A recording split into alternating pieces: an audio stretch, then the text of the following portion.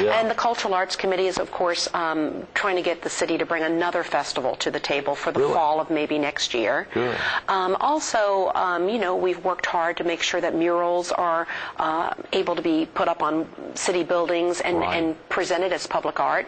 Before, the city saw them as advertisement, and now, Greg, the city realizes that it's a wonderful arts venture. Great, and can make the city look better. And so we're hoping that more businesses will jump on the mural bandwagon. The Cultural Arts Committee, of course, has also worked hard with the city to make sure that, just like this summer when they had those concerts down on Ocean Boulevard, that we had mime artists and stilt walkers and magicians and got those artists in the community involved in the city's cultural arts offerings. And those were tremendously successful down they there. were. And the Downtown Merchants Association working in tandem with the city. I mean, everyone's been interested in really building up the area down there. And Plyler Park was such a perfect venue. Absolutely. For much of what y'all did. But I have to say, you know, it's a 9-member committee. I've got a great group of team members on the Cultural Arts Committee, and I work very closely with Diane McKenzie at City Hall, who helps to make our arts suggestions happen. And of course, you know, we can't do anything without the support of City Council. The greatest thing for the city's Cultural Arts Committee would, of course, be to see a performing arts center located right in the center of Myrtle Beach. And, you know, we continue to work hard on that. The Rivoli Corporation also works incredibly hard on trying to make that happen. And together, we do see a light at the end of the tunnel. We're just wishing that tunnel was a little bit shorter. A little shorter, that's right. It'll shorten up, I'm sure. Sure. And a lot's happening to make that happen. And if we give up now, it will be, you know, 20 years wasted. So we have to keep up the fight. That's great, Diane. Speaking of something fascinating that happened, I think this may have happened even last summer. Is that right? The song that came out, Hard to Say Goodbye, of course, is the CD. This is the CD cover. Right. You were kind enough to bring a music video along, but share with viewers a little about Hard to Say Goodbye. What prompted this? You're the lyricist. Right. Actually, Chuck and I were hired by Burroughs and Chapin to do a documentary on the history of the pavilion. It is not the documentary that people have seen on ETV. ETV did their own documentary, but I must say that we were hired to do what they call the official video. It is being sold at the Pavilion Nostalgia Park. It documents the entire history of the pavilion with some wonderful, wonderful interviews of people like Skeets Bellamy, who used to work at the pavilion, Jack Thompson, Dino Thompson. We interview people who came back year after year with their children and grandchildren.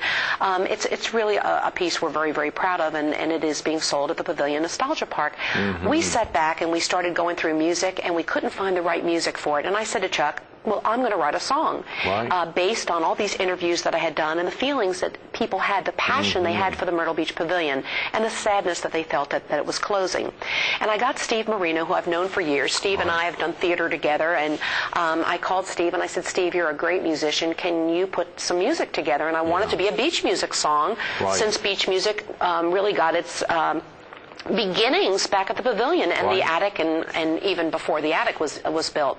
So Steve put together some wonderful music, and we hired Gary Brown to sing the song. He's a North Myrtle Beach fabulous beach music singer. Mark Black is a saxophonist in Conway, so it was a very local teamwork effort, and we put together this song that now is in the top 10 on It is skyrocketed, surf, on the surf music. The beach music charts, that's right, which are worldwide. Absolutely, and so Surf has done a wonderful job of promoting the song. Gary has done a wonderful job, and the song is being sold all over town. But what actually prompted us to record the song was the fact that Steve and I just did it for the documentary. We had no intention of producing a record that was going to be sold, and all of a sudden Steve, he sings nightly at the Sea Captain's house. Right, sure.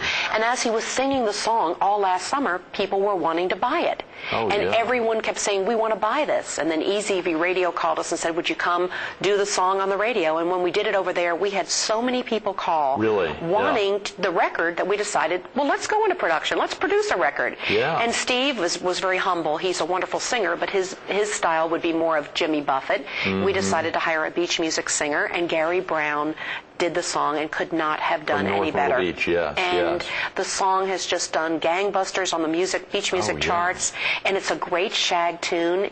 and if you could shag, we could get up and even shag to the song. But we hired Jack Thompson to get involved with us and purchase some of his wonderful photography for the cover of the CD. Get a sense of that. Absolutely. This is a great cover there. And actually, the back is also a photograph of Jack's. Of Jack's, yeah. So when people purchase the song, they not only get a nostalgic song, but some fabulous photography that Jack is world famous for. And you all have also put together a music video. Absolutely. Who put that together, Chuck did this, and of course, your hubby, this is the last piece of our documentary. The documentary ends with this song, Hard to Say Goodbye. And you'll see a lot of local people in here blowing kisses because this particular video that you are getting ready to see that goes along with the song, this was actually done on the farewell day, the final day of the Myrtle Beach Pavilion. Great. Well, let's watch that now, Diane, please. You want to shag?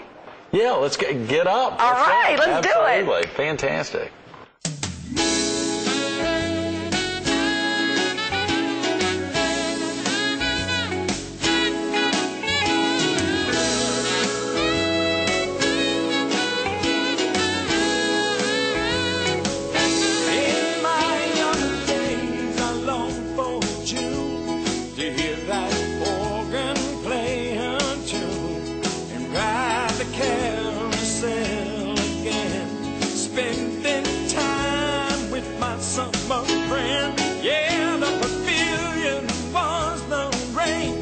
In Myrtle Beach I came of age on that South Carolina shore that I'll adore forevermore. But it's so hard to say goodbye, old friend. I never dreamed these happy days would ever end. Yes, it's so hard to say goodbye.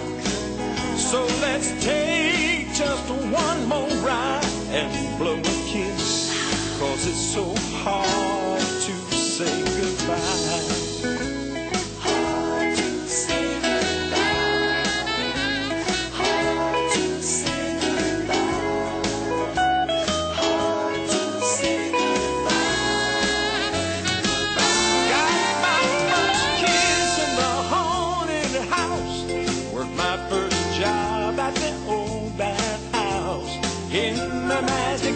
I learned to dance. It's been a lifelong summer romance. The seasons have changed and so did I. Every year I stop that ride to relive those good times that were made in the park and in the arcade. And now my kids and their kids too all have sweet memories of you. You gave them, like me, the chance for a lifelong summer romance. Now it's so hard to say goodbye, old friend. I never dreamed these happy days would ever end. Yes, it's so hard to say goodbye. So let's take just one last ride to blow a kiss, 'cause it's so hard to say goodbye.